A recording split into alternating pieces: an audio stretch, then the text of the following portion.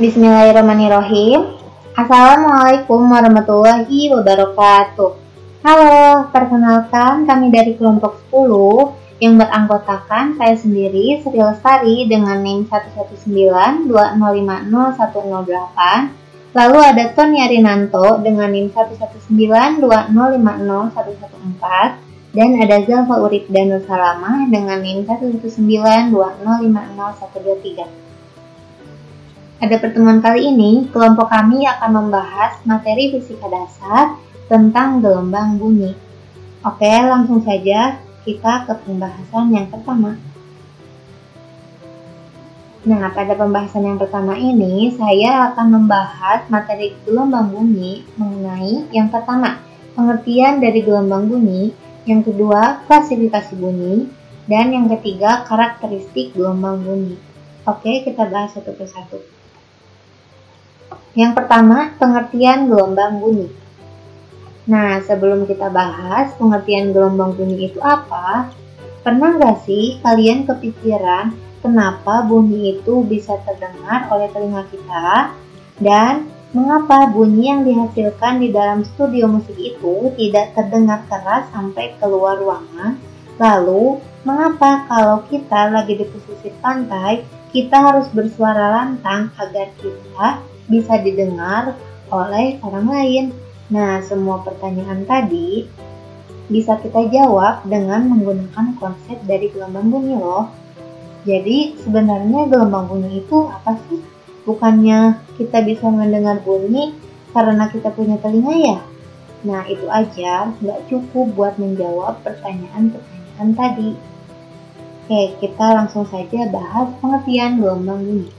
Jadi bunyi adalah getaran yang merambat, sedangkan gelombang bunyi adalah gelombang yang merambat melalui medium tertentu. Dan gelombang bunyi merupakan gelombang mekanik yang digolongkan sebagai gelombang longitudinal. Kenapa sih gelombang bunyi itu merupakan gelombang mekanik dan gelombang longitudinal?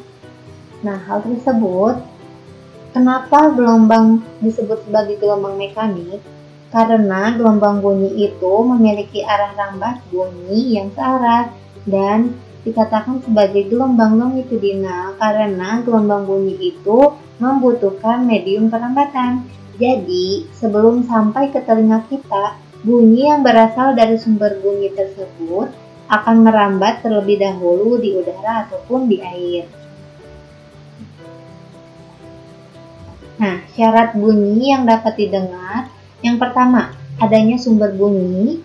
Yang kedua, adanya medium perambatan seperti udara, air, dan lain sebagainya. Dan yang ketiga, adanya pendengar.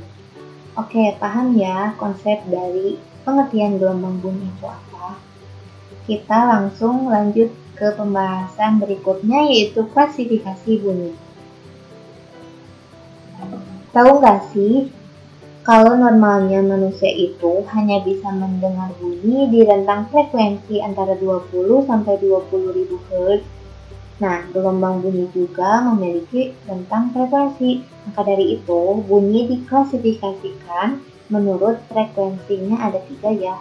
Yang pertama, infrasonik, yang kedua audiosonik, dan yang ketiga ada ultrasonik. Oke, yang pertama, infrasonik, yaitu bunyi yang memiliki frekuensi kurang dari 20 Hz. Nah, bunyi ini dapat didengar oleh hewan seperti jangkrik, laba-laba, gajah, anjing, dan lumba-lumba. Nah, selain itu juga, bunyi infrasonik ini dimanfaatkan oleh seismometer untuk mendeteksi gempa bumi. Yang kedua, ada audiosonik, yaitu bunyi yang memiliki frekuensi antara 20 Hz sampai 20.000 Hz. Nah, bunyi ini yang dapat didengar oleh manusia. Dan yang ketiga ada ultrasonik, yaitu bunyi yang memiliki frekuensi lebih besar dari 20.000 Hz. Bunyi ini dapat didengar oleh hewan seperti kelelawar dan lumba-lumba.